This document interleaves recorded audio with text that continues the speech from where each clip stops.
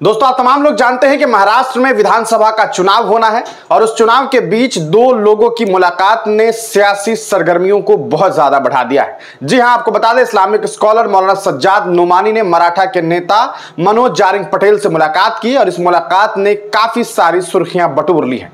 Main stream media हो या फिर कहा जा सकता है सोशल मीडिया प्लेटफॉर्म, हर जगह उनका जिक्र चल रहा है और इस मुलाकात के बारे में काफी चर्चाएं शुरू हो गई है। कुछ लोग ये दावा कर रहे हैं कि सीधे तौर पर मौलाना सज्जाद नोमानी साहब ने ऑल इंडिया मजलिस इत्तेहादुल मुस्लिमीन के कैंडिडेट को, प्रत्याशियों को समर्थन दे दिया है। वहीं कुछ लोग ये दावा कर रहे हैं कि मौलाना सज्जाद नोमानी साहब ने वहां पहुंच करके INDI महागठबंधन के लोगों के लिए, नेताओं के लिए वोट मांगने का प्रयास किया है। लेकिन आखिरकार इस मुलाकात के पीछे सच्चाई क्या है? जो प्रेस कॉन्फ्रेंस जारिंग पटेल और कहा जा सकता है मौलाना सज्जाद नोमानी के साथ दलितों एक नेता जिन्हें आनंद राय अंबेडकर के नाम से जाना जाता है, वो भी उनके साथ थे और इन तीनों ने जो कहा सकता है प्रेस कॉन्फ्रेंस किया, उसके बाद क्या बातें सामने आई है। देखिए, अगर बात करेंगे इस बार महाराष्ट्र के विधानसभा चुनाव को लेकर के, तो उस चुनाव में अलग अलग दल चुनाव लड़ रही है। ऐसे में ऑल इंडिया मजलिस इत्तेहादुल मुस्लिमीन ने भी 16 विधानसभा सीट पर चुनाव लड़ने का ऐलान कर दिया है।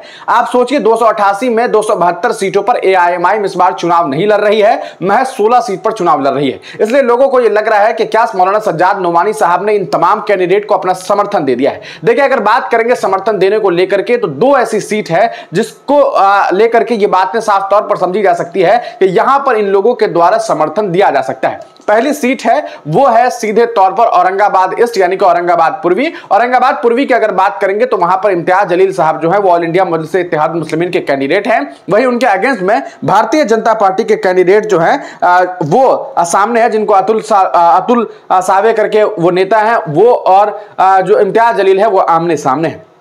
तो ये उम्मीद जताई जा रही है, चूंकि इस बार दोनों के बीच में फाइट ज्यादा मजबूती के साथ होने वाली है, तो मौलाना सज्जाद नोमानी साहब जो है वो इम्तियाज जलील का समर्थन करते हुए दिखाई देंगे और उनका समर्थन जो है वो करेंगे। इसके अलावा बात करेंगे औरंगाबाद सीट की, औरंगाबाद सेंट्रल सीट की। वहां पर आप तमाम लोग जानते हैं कि किस तरह से इस बार जो है वो नासिर सिद्दीकी को टिकट दिया गया है और उनके अगेंस्ट में प्रदीप जायसवाल जो कि शिंदे गुट के जो है वो नेता है। तो इन दोनों के बीच में कॉम्पिटिशन है, इन दोनों के बीच में लड़ाई है। तो यहां पर भी सीधे तौर पर मौलाना सज्जाद नोमानी साहब और जो जारिंग पटेल हैं, इन लोगों के द्वारा जो है इन लोगों को समर्थन दिया जा सकता है, यानी कि नासिर सिद्दीकी को समर्थन दिया जा सकता है। ये वो सीट है जहां पर आप तमाम लोग जानते हैं कि INDI महागठबंधन, उद्धव भाल ठाकरे जो है उनकी पार्टी के नेता थे कृष्णचंद जी, उन्होंने सीधे तौर पर यह बात कही कि भैया ऐसा है कि हम अपना समर्थन जो है वो बीजेपी के कैंडिडेट को, शिंदे गुट के कैंडिडेट को देते हैं, क्योंकि हम नहीं चाहते हैं कि 2014 वाला रिजल्ट रिपीट हो। उन्हें डर है इस बात का कि कहीं ऐसा ना हो कि एक बार फिर कोई मुसलमान चुनाव जीत जाए। इसलिए उन्होंने, यानी कि INDI महागठबंधन वाले ने, जो राहुल गांधी के साथ हैं, जो शरद पवार के साथ हैं, जो शिवसेना के साथ हैं, उन्होंने क्या किया, बीजेपी के जो साथ हैं, जो NDA के साथ हैं, उनका समर्थन कर दिया। कहा कि ऐसा है कि भैया इन्हें जो है आप वोट करिए, हम अपना समर्थन इन्हें दे देते हैं। तो सीधे तौर पर यह लड़ाई जो है हिंदू और मुसलमान की कर दी गई कि कोई मुसलमान वहां पर चुनाव ना जीत सके। अब बात करेंगे क्या इसके अलावा और कई जो सीट्स हैं, क्या उसको लेकर के मौलाना सज्जाद नोमानी ने कोई समर्थन दिया है? अभी तक इसको लेकर के कोई आधिकारिक सूचना इन दोनों ही नेताओं, इन जारिंग पटेल के द्वारा और मौलाना सज्जाद नोमानी साहब के द्वारा जो है इसको लेकर के कोई कंफर्मेशन नहीं की गई। लेकिन ऐसी उम्मीद जताई जा रही है कि इन दो सीटों पर समर्थन तो इन दोनों के द्वारा दिया ही जाएगा। इसके अलावा भी कुछ सीट्स पर जो है बातें हो सकती है। पिछले दिनों यह भी खबर सामने आई थी कि मौलाना सज्जाद नोमानी साहब के द्वारा लगभग 2 दर्जन से ज्यादा नेताओं की जो फहरिस्त है, जो लिस्ट है, मुस्लिम नेताओं की लिस्ट जो है वो जो INDI महागठबंधन, जो महाविकास अघाड़ी है जो महाराष्ट्र में, उस महाविकास अघाड़ी को बाकायदा इन लोगों की टीम के द्वारा सूचना दी गई थी कि ये वो 25 विधानसभा क्षेत्र है जहां पर मुसलमानों को चुनाव लड़ाया जाना चाहिए और उन्हें जो है वो टिकट दिया जाना चाहिए। अगर आप आबादी और हिस्सेदारी की बात करते हैं तो देखिए, एक बहुत छोटा सा समीकरण है, लगभग 11 से 12% जो लोग हैं वो आपको महाराष्ट्र में मुसलमान हैं। इस हिसाब से अगर आप देखेंगे तो 288 विधानसभा सीट जो है वो वहां पर है। अगर आप 288 का सिर्फ और सिर्फ मान लेते हैं कि 11% निकालने की कोशिश करेंगे तो लगभग जो है वो 30 से 31 सीट जो है वो मुसलमानों के हाथ आनी चाहिए, यानी कि मुसलमानों को वहां पर टिकट दिया जाना चाहिए। अगर आप इस लिहाज से भी नहीं देखते हैं तो कम से कम 40 ऐसी विधानसभा सीट है जहां पर मुसलमानों की आबादी बहुत अच्छी खासी ऐसी है और वो खुद से इख्तिदार पाने के लायक है तो वहां पर भी मुसलमानों को टिकट दिया जाना चाहिए। लेकिन सवाल यह है कि जो महाविकास अघाड़ी है जिसके प्रमुख जिसमें जो तीन प्रमुख पार्टी है, एक कांग्रेस है एक आपको एनसीपी है और दूसरी जो है आपको उद्धव बाल ठाकरे जो है उनका जो शिवसेना है वो है। तो क्या इन तीनों ने मिलकर के 28 छोड़ दीजिए क्या 10 लोगों को भी चुनाव लड़ाने का काम किया, टिकट मुसलमानों को देने का काम किया? ये एक बड़ा सवाल है और इस पर चिंतन करने की जरूरत है। अब रही बात कि क्या इन नेताओं ने जो है और जो मौलाना सज्जाद नोमानी साहब हैं, क्या इन लोगों ने मिलकर के ये जो एआईएमआईएम पार्टी है जो सिर्फ 16 विधानसभा सीट पर चुनाव लड़ रही है, जिनको हराने के लिए महाविकास अघाड़ी वाले भी और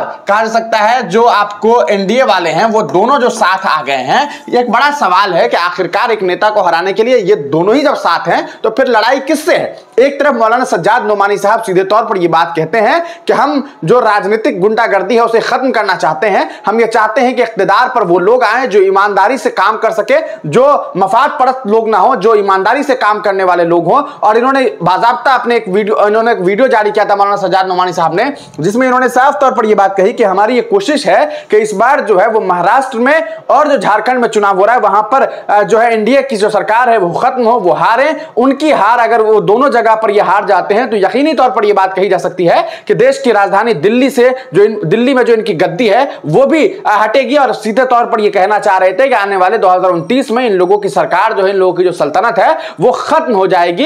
ये मौलाना सज्जाद नोमानी साहब का स्टेटमेंट है। लेकिन सवाल यह है कि जो मौलाना सज्जाद नोमानी साहब आरएसएस के खिलाफ बोल रहे हैं, जो मौलाना सज्जाद नोमानी साहब जालिमों की ताकतों को कमजोर करने की बात कर रहे हैं, क्या वो मौलाना सज्जाद नोमानी साहब जब महाविकास अघाड़ी को सजेशन देते हैं कि आप मुसलमानों को टिकट देने का काम कीजिए, उनकी आबादी के हिसाब से उन्हें हिस्सेदारी देने का काम कीजिए, तो क्या मौलाना सज्जाद नोमानी साहब की बात को महाविकास अघाड़ी के लोग सुनते हैं? और अगर वो नहीं सुनते हैं तो क्या मौलाना सज्जाद नोमानी साहब उन लोगों के लिए वोट मांगने का काम करेंगे? क्या उन लोगों के लिए ये कहेंगे लोगों से कि आप इन्हें वोट दीजिए ताकि ये बीजेपी वालों को हरा सके? ये वो लोग जो सीधे तौर पर मिलजुल करके चुनाव से पहले ही जो है मजलिस को हराने के लिए तमाम तरीके की कोशिशें कर रहे हैं, यह भी एक बड़ा सवाल है। अभी तक जो बातें सामने आ रही है, अगर आप ये कह दें साफ लफ्जों में कि मौलाना सज्जाद नोमानी ने एआईएमआईएम को समर्थन दे दिया है, ऐसी कोई बात सामने नहीं आई है। ना ही यह बात कही जा सकती है कि ऑफिशियली किसी तरीके से इन्होंने जो है कहा सकता है कि और अलग कैंडिडेट को जो है वो समर्थन देने का काम किया है। लेकिन ये कहते हैं कि हम फिरका परस्त ताकतों के खिलाफ लड़ाई लड़ना चाहते हैं, जो भी जालिम है हम उनके खिलाफ लड़ना चाहते हैं। तो यकीनी तौर पर ये एनडीए को हराना चाहते हैं। लेकिन एनडीए को हराना चाहने का मतलब क्या यह है कि सीधे तौर पर महाविकास अघाड़ी को समर्थन दे दिया जाए, या फिर मजलिस के उन कैंडिडेट, उन प्रत्याशियों का समर्थन भी किया जाएगा जिन लोगों ने, जिनके अंदर ये ताकतें हैं कि वो दोनों से लड़ सके और अपनी आवाज बुलंद कर सके? क्योंकि आप जानते हैं कि किस तरह से पिछली बार औरंगाबाद के इकलौते मुस्लिम सांसद पूरे महाराष्ट्र के थे, उन्हें चुनाव हरा दिया गया है। तो ये अभी तक खबर सामने आई है। ऑफिशियली इसको लेकर के कोई बयान सामने नहीं आए हैं। आगे क्या कुछ पूरे मामले को लेकर के बयान सामने आता है हम आप तक साझा करेंगे। क्या आपको लगता है कि मौलाना सज्जाद नोमानी साहब को मजलिस इत्तेहादुल मुस्लिमीन के तमाम प्रत्याशियों का समर्थन कर देना चाहिए, या फिर औरंगाबाद ईस्ट और औरंगाबाद सेंट्रल तक इनकी नजर होनी चाहिए?